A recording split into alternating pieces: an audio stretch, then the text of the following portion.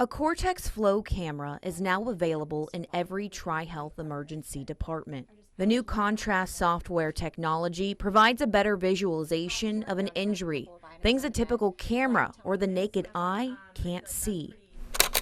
Domestic violence prosecutor Connor Wood says this will be a big help in cases. We've had some difficulty just with standard picture taking, convincing juries, convincing judges that dark spots on an already dark complected person are actually an injury caused by this defendant. The Cortex camera is able to pull out bruises or even scratches, revealing injuries to their true extent.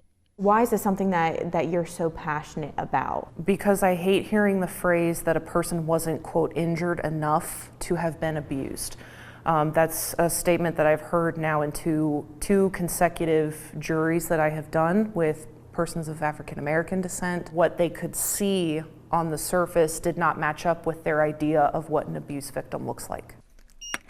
It's really hard to see, but she's got a little red mark here and a little red mark there. And it's very hard when you have this to show to the police or law enforcement and maybe you're seeking a temporary protection order. Forensic examiner Christine Hazard demonstrates how the Cortex camera works. She says these red marks are from a belt.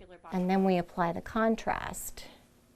You can get the side-by-side photo where you have a better definition of the red marks on the arm of the injury on the darker skinned person. Wood reflects on some of her recent cases of domestic violence. A person had been grabbed by their upper arm, and in the pictures you could see dark spots that matched up to where fingerprint bruises would have been. Jury was not convinced that they were fingerprint bruises. They believed that they were deviations in the person's natural skin tone.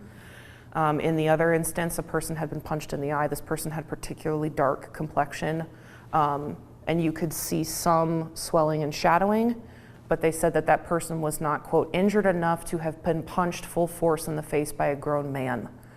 Wood says the jury didn't believe the survivors, but she hopes the Cortex Flow camera can change the outcome of justice for survivors.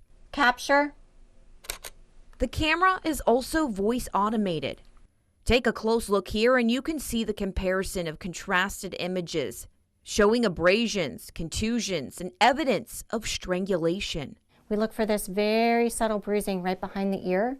They call that the sternocleidomastoid muscle. So when there's some kind of, perhaps they lift them this way, or if there's any pull on the neck where they're struggling, they can pull this muscle behind the ear. Strangulation can be hard to prove, but this Very hard. technology helps that. Yes, in a majority of cases where strangulation is the method of abuse, there are no visible physical injuries.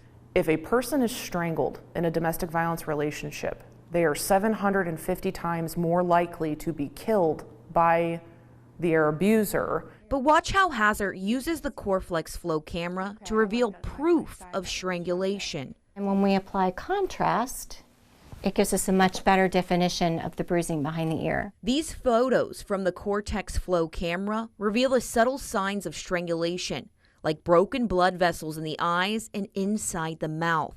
Hazard says strangulation victims can't see this evidence on themselves, which is why the imaging is so powerful. When you show them the pictures, it's like you're validating them, and it's almost like you see a light go off in their head that it's real.